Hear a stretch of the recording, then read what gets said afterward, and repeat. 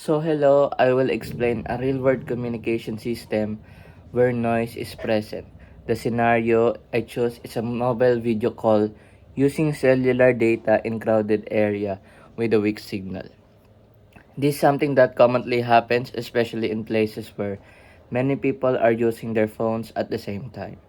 During the call, I experienced several problems such as lag, distorted audio, and video freezing. Sometimes the voice would sound robotic, and there would be delays in communication. The issues are not just random errors, they are actually caused by noise in the communication system, which interferes with the signal being transmitted. In this discussion, I will break down communication system, identify the types of noise present, and explain how noise affects signal quality related to the communication model and propose engineering solutions. So first, a communication system breakdown. It is made up of four parts: source, transmitter, channel, and receiver. So for the source, this is where the message comes from. In this case, the source is my voice and video during the call. This is the original information that I want to send to another person. For the transmitter, obviously it is my smartphone. It is job to take my voice and video and convert them into signals that can be transmitted. First, it converts sound into electrical signals, then into digital data. After that, it sends the data as radio waves through the cellular network.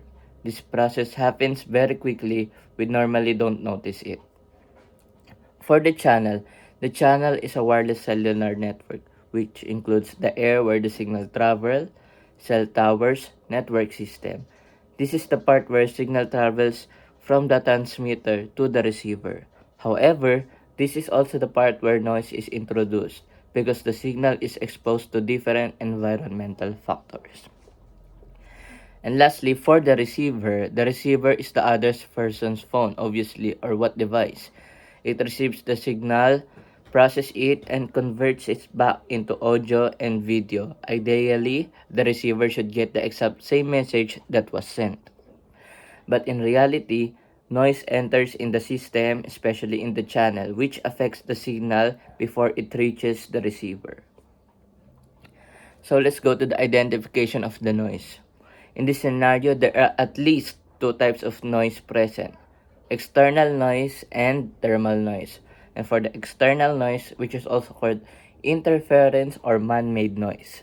The first type is external noise, especially interference. This comes from other electronic devices around me, such as other smartphones, Wi-Fi routers, Bluetooth devices, electrical systems. And since I'm in a crowded area, many devices are transmitting signals at the same time. These signals can overlap and interfere with my communication signal. Mostly, this type of noise comes from the outside, which is why it's called external noise. And for the thermal noise, which is also called internal noise. The second type is thermal noise, which is internal type of noise, is caused by random movement of electrons inside electronic components due to the temperature. This type of noise is always present even if there are no other devices around. It cannot be completely removed because it is part of the physical nature of electronic system, and it is most commonly seen when phones are overheating that causes really thermal noise. And another noise that we should consider also, I think, is the impulse noise, because in some situation there are also impulse which appear as sudden disturbances. For example of these are sudden signal drops, brief audio cuts, video freezing for a moment.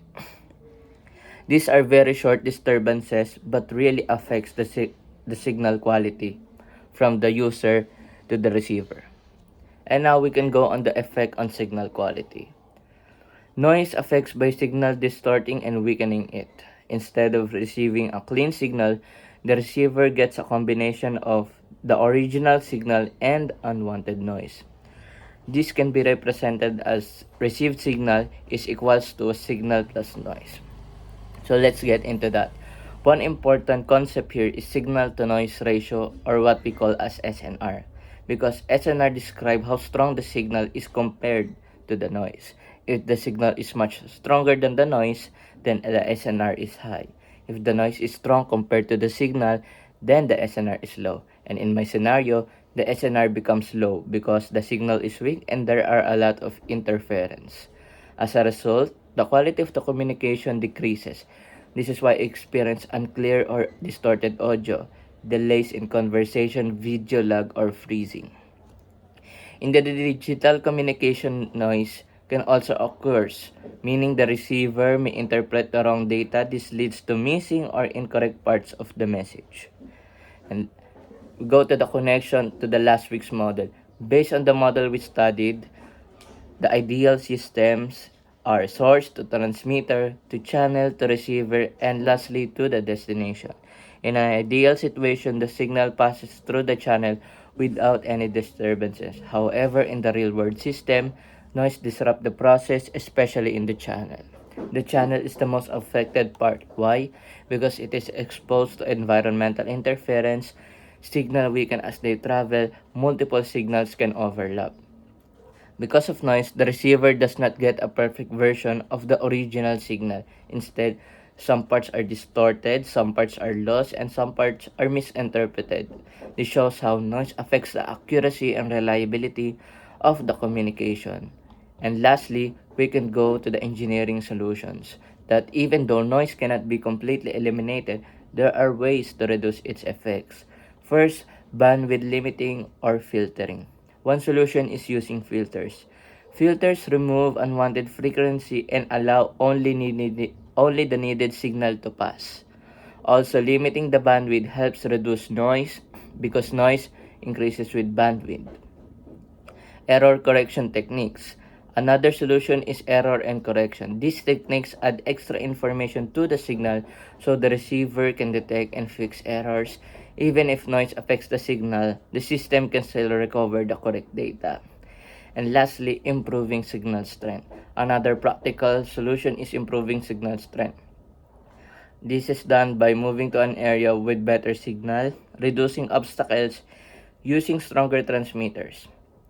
This increases the SNR, making the signal clearer compared to the noise, which is also the most obvious solution since signal connection or Wi-Fi connection is really needed in terms of video call and audio calls, especially when you're doing it online. And in my conclusion, noise is an unavoidable part of real communication system and wireless communication. That's all. Thank you.